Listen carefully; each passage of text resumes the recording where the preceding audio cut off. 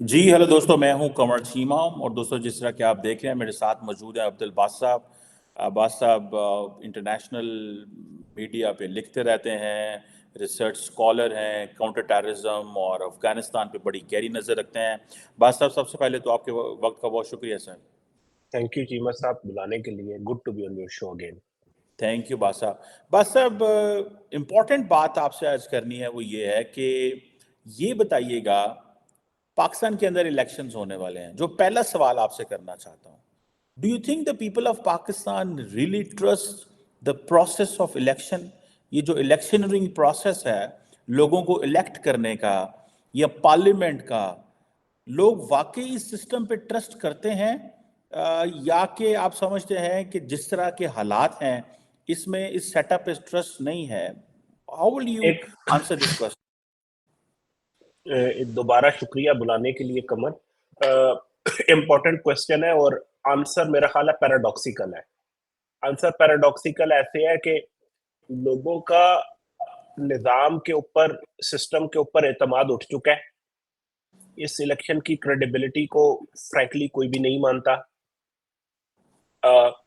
جس طرح کے حالات و واقعات ہیں، ایک پارٹی کو جس طریقے سے دیوار کے ساتھ لگایا گیا ہے، لگایا جا رہا ہے، الیکشن کمپین نہیں کرنے دی جا رہی، وہی سارا اسکرپٹ زیادہ شدت کے ساتھ ریپیٹ ہوا ہے جو 2018 میں ہم نے دیکھا تھا۔ نون لیگ کے خلاف مقدموں کے فیصلے آئے تھے، ٹاپ لیڈرشپ جو ہے اس کو دیوار سے لگا دیا گیا تھا، جیل میں ڈال دیا گیا تھا۔ اسی طرح پی ٹی آئی کی ٹاپ لیڈرشپ کو کیسوں کے ذریعے، عدالتوں کے ذریعے دیوار سے لگا دیا گیا ہے، جیلوں میں ڈال دیا گیا ہے۔ لیکن اس کی شدت میں ڈفرنس یہ ہے کہ نون لیگ کو پھر بھی الیکشن کمپین کرنے کی اجازت تھی، پی ٹی آئی کو الیکشن کمپین کرنے کی بھی اجازت نہیں ہے۔ اب یہ ایک اوپن سیکرٹ ہے کہ جو یہاں پہ زیادہ تر ینگ ووٹرز ہیں، جو میرا خیال ہے اب جو رجسٹرڈ ووٹر ہے ان کا 45% ینگ ووٹر ہے، جو ایک بڑا نمبر بنتا ہے، وہ میجورٹی ان کی جو ہے وہ پی ٹی آئی کے ساتھ سمپتھائز کرتی ہے۔ دس از این اوپن سیکرٹ۔ تو اگر ایک ہائی ووٹر ٹرن آؤٹ ہو جاتا ہے تو پھر تو ایک ان ایکسپیکٹڈ ریزلٹس کی طرف بھی ہم جا سکتے ہیں۔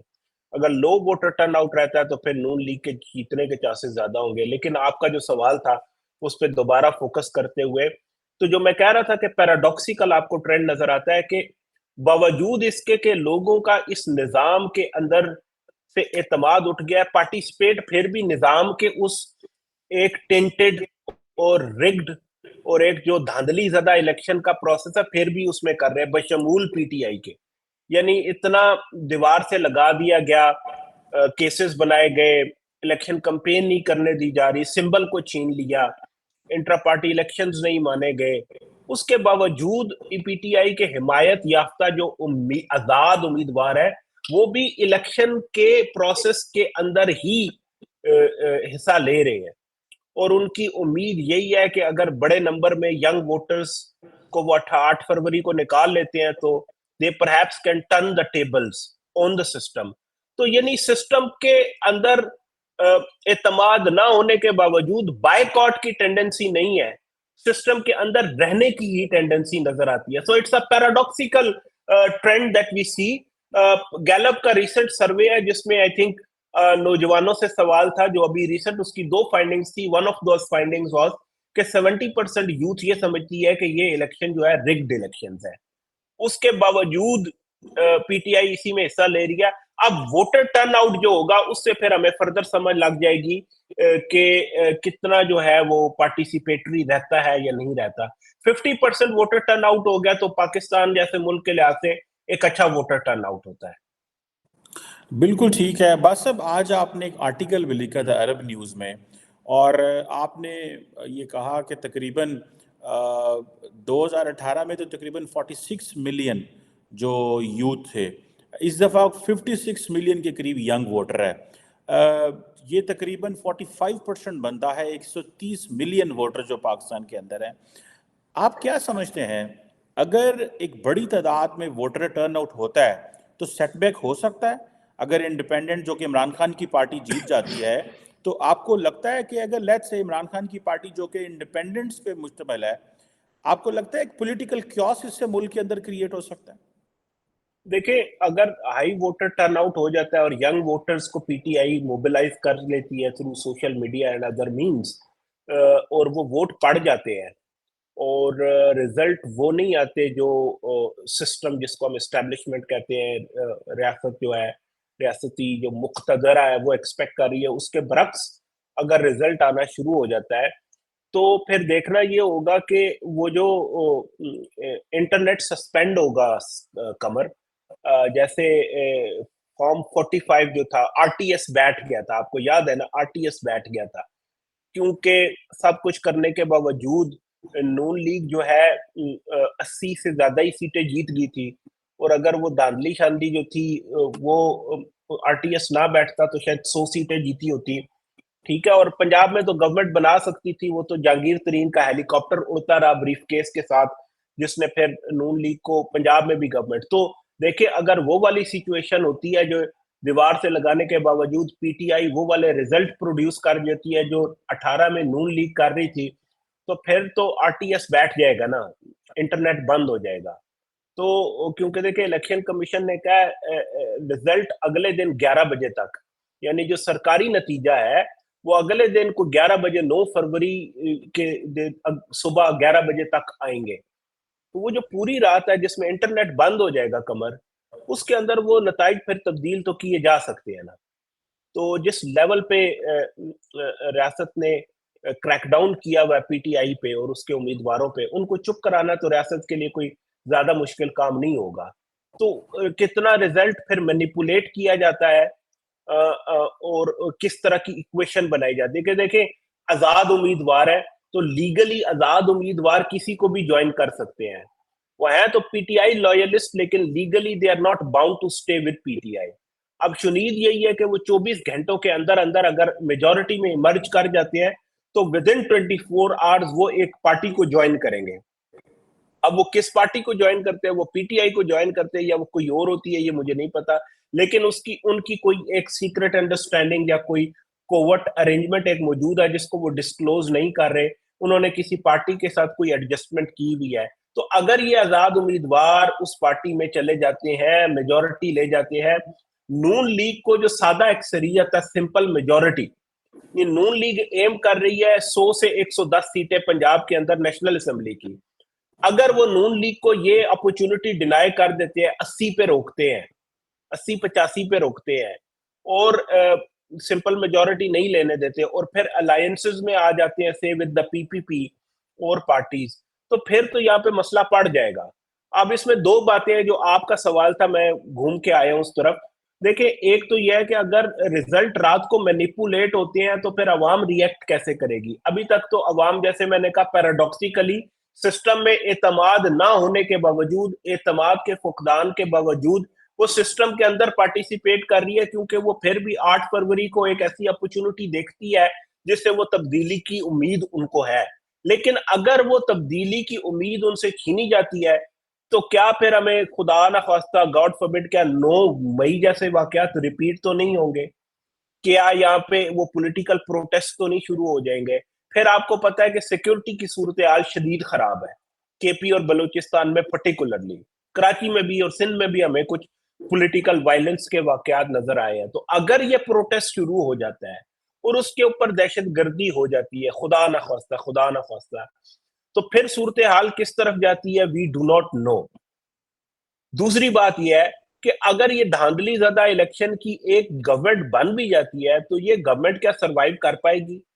जिस तरह के चैलेंजेस हैं, जिस तरह की पॉलिटिकल इंस्टेबिलिटी है, डिप्लोमेटिकली हम आइसोलेटेड है, सिक्योरिटी के हालात हमारे खराब है, इकोनॉमी हमारी दिगर दू है, इन इस तरह के चैलेंजेस के अंदर एक अगर मखलूत हुकूमत कमजोर बने, जिसमें एक स्प्लिट पार्लियामेंट हो, डिवाइडेड पार्लियामेंट हो, तो क्या ऐसी एक कमजोर मखलूत हुकूमत का सरबराह मियां नवाज शरीफ साहब बनना चाहेंगे? मेरा जाती ख्याल ये है कि अगर इस तरह की सिचुएशन आई जिसमें एक ऐसा वजीर आजम बनने जा रहा हो जो फिर मुख्तदरा के ऊपर, एस्टेब्लिशमेंट के ऊपर डिपेंड करता हो और कदम कदम पे ब्लैकमेल हो, जैसे इमरान खान का केस था, तो फिर शायद नवाज शरीफ खुद वजीर आजम बनने के बजाय दोबारा शहबाज शरीफ को वजीर आजम बना दे, और फिर वो बारगेन करेंगे कि उनकी बेटी मरियम नवाज को पंजाब का सीएम जो है वो चीफ मिनिस्टर वजीर आला बनाया जाए। तो मेरा ख्याल है फिर डिपेंड करेगा, ये ट्रेजेक्टरीज बनेंगी कि ए अवाम कैसे रिएक्ट करती है, बी हुकूमत कौन बनाता है और किस तरह की बनाता है। अगर तो किसी को सिंपल मेजोरिटी नून लीग को मिल जाती है फिर तो एक स्टेबल गवर्नमेंट बनेगी, और अगर नून लीग के लिए मसला पड़ जाता है और पीटीआई के जो आजाद कैंडिडेट्स है वो एक अच्छा नंबर ला के, मसलन अगर वो 60 सीटें ले जाते हैं और इतनी ही सीटें पीपीपी भी ले जाती है और कोई अंडरस्टैंडिंग बन सकती है, तो फिर तो नून लीग के लिए मसाइल खड़े हो जाएंगे, ठीक ठाक मसाइल खड़े हो जाएंगे। तो पंजाब के अंदर देखना होगा कि नून लीग जो दावा कर रही है क्या उसे पूरा कर सकती है, and it all will depend on these young voters. 45% जो आप बात कर रहे हो, ये अगर निकल के वोट करते हैं तो they can turn the tables on the system despite all the challenges and despite all the rigging that we have seen. बिल्कुल ठीक है। आपने कहा कि इंटरनेट भी जो है वो मुतासर हो सकता है, बहुत सारी चीज़ें हो सकती हैं। ये बताइएगा कि ये जो हमारी अगली हुकूमत है, ये भारत के साथ किस तरह के ताल्लुकात रख सकती है, इसकी कैपेसिटी है? जैसे आपने शुरू में कहा कि मुक्तदा के ऊपर या एस्टैब्लिशमेंट के ऊपर डिपेंडेंट है। डू यू थिंक कि नवाज शरीफ को इसलिए लाया जा रहा है कि वो इंडिया के साथ नॉर्मलाइजेशन कर सकें? गो के प्राइम मिनिस्टर मोदी बड़े कॉन्फिडेंट हैं, उन्होंने 10 साल हुकूमत की है, वो दोबारा इलेक्ट होने की पोजीशन में है अप्रैल मई में।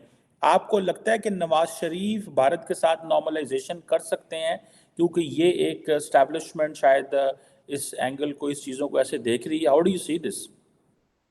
देखिए, जब तक इट्स अ फोरगॉन कंक्लूजन कि वहां पे हुकूमत दोबारा बीजेपी की आएगी, लेकिन जब तक इलेक्शन हो नहीं जाते वहां भी, और एक नई गवर्नमेंट आ नहीं जाती, मेरा ख्याल है उस तरफ चीजें बढ़ेंगी नहीं, वेट करेगी। ये जो यहाँ पे जो भी पाकिस्तान में नई गवर्नमेंट आती है वो इंडिया के इलेक्शन खत्म होने का वेट करेगी, नंबर एक। नंबर दो, यहाँ पे जो इम्पोर्टेंट बात है वो पोस्टरिंग के हिसाब से ये भी देखना पड़ता है कि यहाँ पे वो जो टारगेटेड किलिंग्स हुई हैं पाकिस्तान में, जिसमें इंडिया की इन्वॉल्वमेंट है, और पाकिस्तान ने इंटरनेशनल लेवल पे उस उन चीज़ों को उठाया है, और स्टेटमेंट्स भी काफ़ी जारहाना किस्म की आई हैं फॉर द राइट रीजंस। ये किस तरह की पोस्टरिंग है? क्या head of Nawaz Sharif return to power, क्या एस्टैब्लिशमेंट दोबारा एक एंटी इंडिया स्टांस ले रही है? एक तो ये एक तरीका हो सकता है इस चीज को देखने का। दूसरा ये भी हो सकता है कि जो है वो पाकिस्तान अपना केस बिल्डअप कर रहा है इंटरनेशनल कम्युनिटी के आगे, क्योंकि कनाडा और अमेरिका में भी इस तरह की चीजें देखने में आई हैं। तो पाकिस्तान अपना केस भी बिल्ड कर रहा है, तो it might not be related to कि जो नवाज शरीफ की प्रो इंडिया पॉलिसी होगी उसको अंडर कट करने की एस्टेब्लिशमेंट कोशिश कर रही है। लेकिन डिपेंड करेगा कमर to a lot extent, a India reciprocate कैसे करता है, नंबर वन। नंबर टू, ये देखना होगा कि प्राइम मिनिस्टर कितना पावरफुल होगा या नहीं होगा। अगर प्राइम मिनिस्टर के पास एक मैंडेट हो और प्राइम मिनिस्टर कोई स्टेबिलिटी पाकिस्तान के अंदर ले आता है, और एक मीनिंगफुल प्राइम मिनिस्टर होता है जो मैंडेट के साथ बात कर सकता है, जिसके पीछे एस्टेब्लिशमेंट की ब्लेसिंग्स भी हों, तो फिर कुछ आइस मेल्ट तो हो सकती है।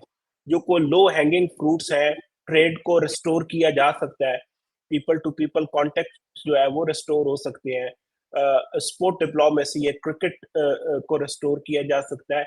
ये वो बेबी स्टेप्स हैं जो लिए जा सकते हैं।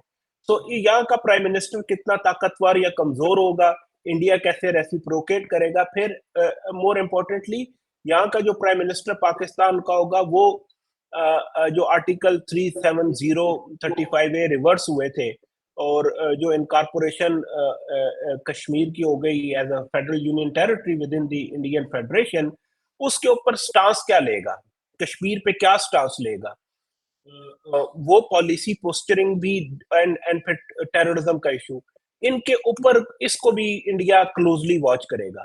तो इनके ऊपर जो पॉलिसी स्टांस बनेगा, तो ये सारी चीजें मिल मिला के डिटरमिन करेंगी कि ट्रेजेक्ट्री कहाँ जाएगी इंडिया पाकिस्तान रिलेशनशिप के। Normalisation of course South Asia के, पाकिस्तान के it suits Pakistan more to normalize with India rather than India. India is a big power, बड़ी country है, robust उनकी economy है, उनके trajectories और है. So it is in our interest to normalize. So how India reciprocates, a lot will depend on that. India कैसे reciprocate करता है, ये तो बड़ा इम्पोर्टेंट क्वेश्चन है.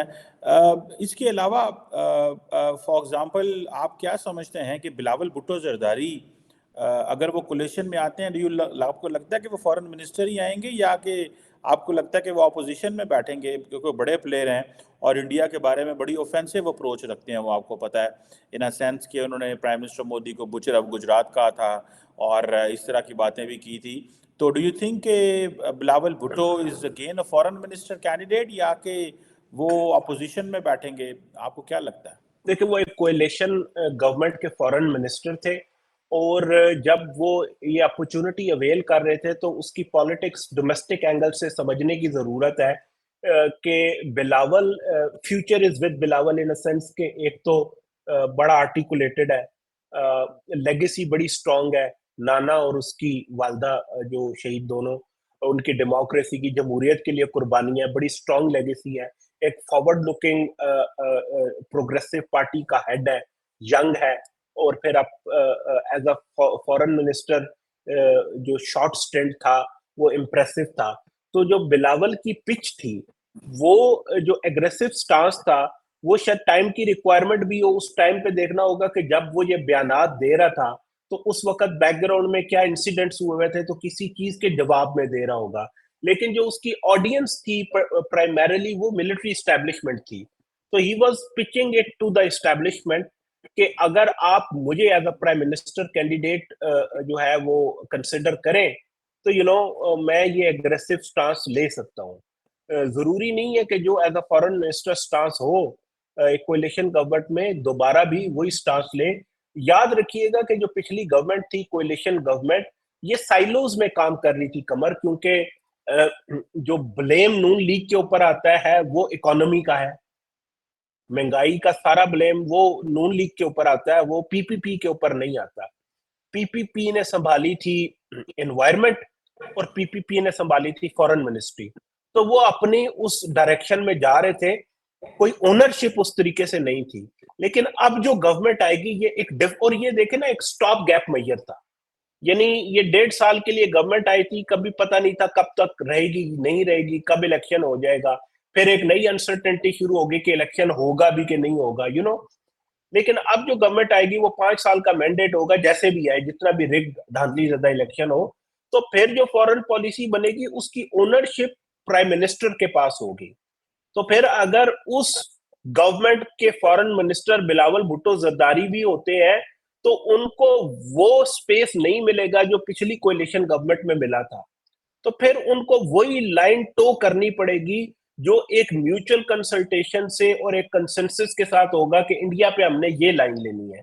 तो फिर एज अ फॉरेन मिनिस्टर वो इंस्टीट्यूशनल इनपुट के साथ स्टेटमेंट देंगे कि रादर देन, अगर तो एग्रेसिव स्टांस होगा तो लेंगे, अगर मैयर्ड होगा तो मैयर्ड लेंगे, सॉफ्ट होगा तो सॉफ्ट लेंगे. तो ये डिपेंड उस पर करेगा. दो मुख्तलिफ कॉन्टेक्स्ट है, लेकिन वो जो पिच थी बिलावल भुट्टो की वो एस्टेब्लिशमेंट को थी कि he has those qualities and gravitas to become the prime minister as well. वो सॉफ्ट स्पोकन है तो वो इंडिया पे aggressive stance, because Bilawal generally comes across as a very soft spoken person, लेकिन वो एग्रेशन उसने शो की कि मैं he has that in him as well as a foreign minister और एज अ पॉलिटिशियन और as a leader. Let's see क्या होता है जी. बासित साहब, बड़े इंपॉर्टेंट डेज हैं पाकिस्तान के अंदर इन टर्म्स ऑफ पाकिस्तान की किस्मत का फैसला होना है, कौन आता है, कैसे आता है, इलेक्शन वाले दिन क्या होता है. थैंक यू वेरी मच, आपने वक्त दिया, आपने एक्सपर्ट ओपिनियन हमारे साथ शेयर की, बहुत शुक्रिया सर. Thank you.